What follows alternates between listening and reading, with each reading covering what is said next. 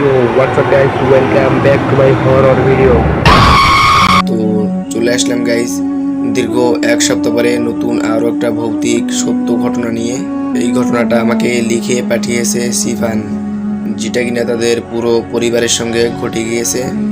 সে যেরকম লিখে পাঠিয়েছে আমাকে, আমি সেরকম বলার চেষ্টা করছি। ও তাদের পরিবারে ছিল 4 জন, সে এবং তার বাবা মা এবং তার ছোট একটা বোন। তাদের বাড়ি থেকে একটু দূরে ছিল একটা পুকুর, সেই পুকুরের পাশে ছিল একটা চালতা গাছ।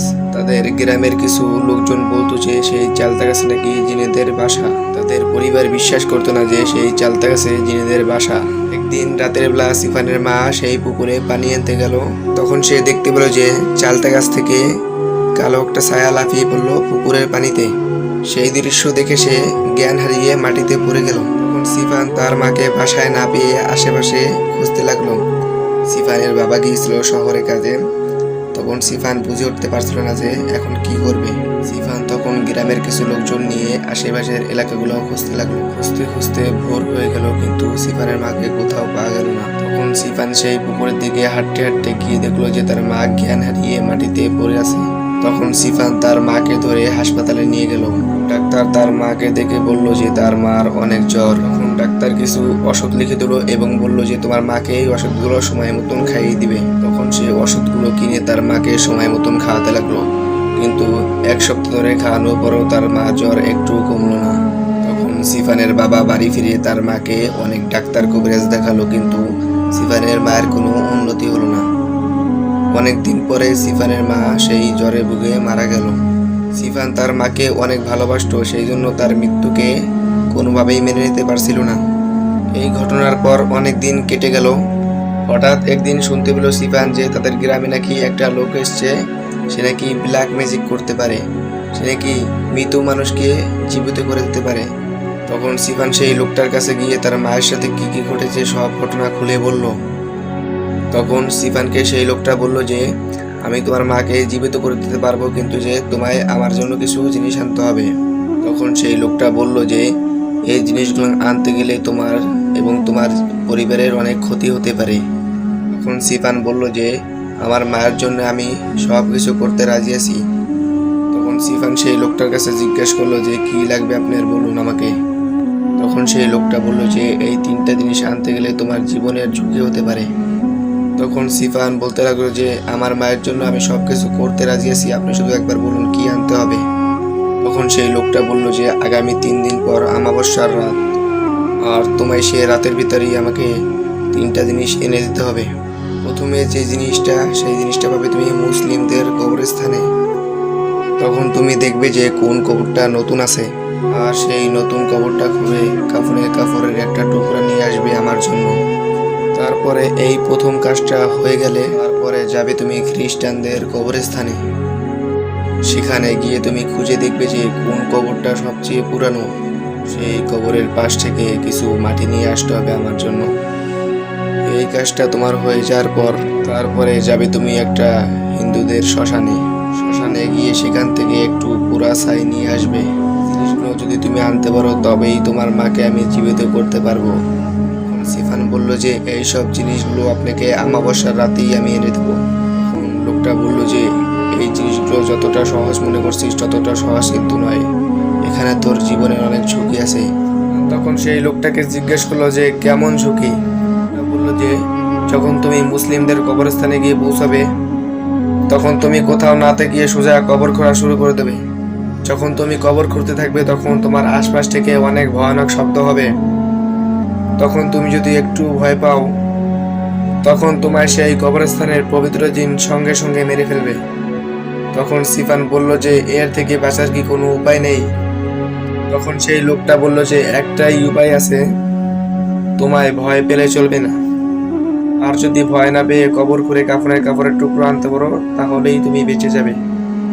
সেই লোকটা আবারও বলতে লাগলো যে যখন তুমি খ্রিস্টানদের কবরস্থানে যাবে তখন মাটি খোঁড়ার সময় তুমি আশপাশ থেকে অনেক ভয়ানক কান্নার শব্দ শুনতে পাবে।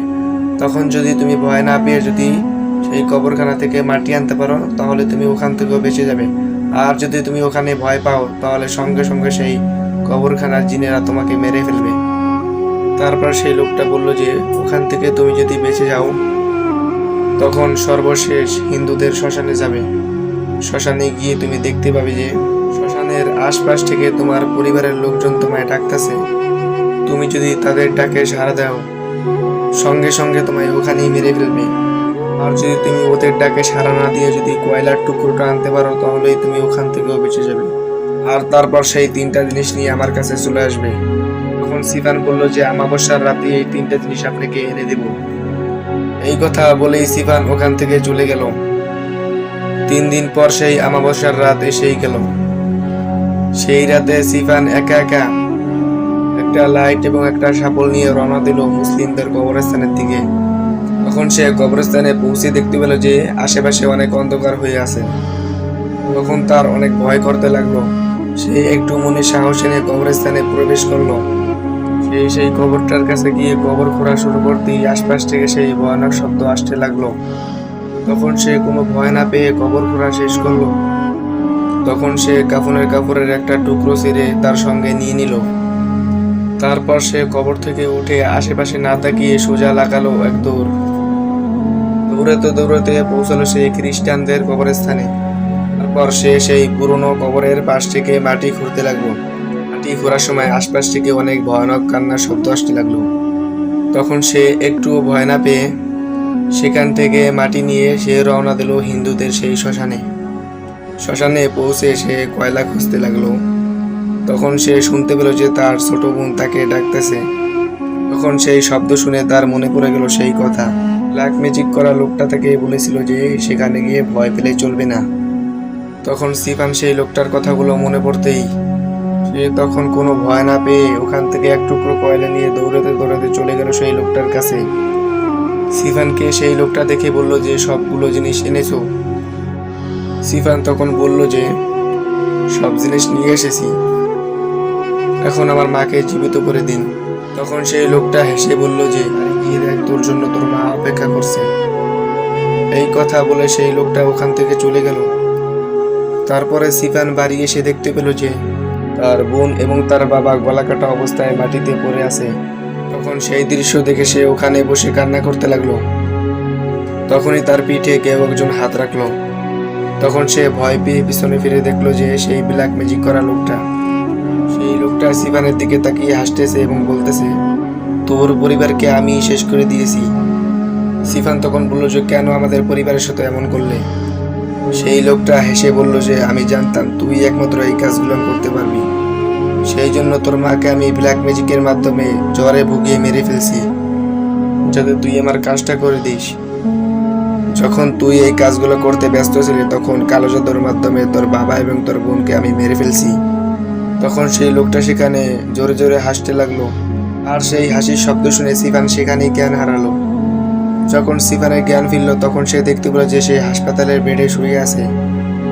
গ্রামের কিছু লোক সকালবেলা সিফানদের বাসায় গেল। তখন তারা সেই দৃশ্য দেখে সঙ্গে সঙ্গে সিফানকে হাসপাতালে ভর্তি করলো। সিফানের সাথে ঘটে যাওয়া সেই ভৌতিক কাহিনী যেটাই তার পরিবারের প্রাণ চলে গেছে সিফানের একটু জেদের কারণে। তো কেমন হয়েছে ভিডিওটা অবশ্যই কমেন্ট বক্সে আপনারা সবাই জানাবেন। এরকম আরো ভৌতিক ভিডিও পেতে হলে আমাদের মধ্যরাতের ভৌতিক কাহিনী এই চ্যানেলটা সাবস্ক্রাইব এবং লাইক করে দিবেন। সবাইকে ধন্যবাদ এই ভিডিওটা দেখার জন্য।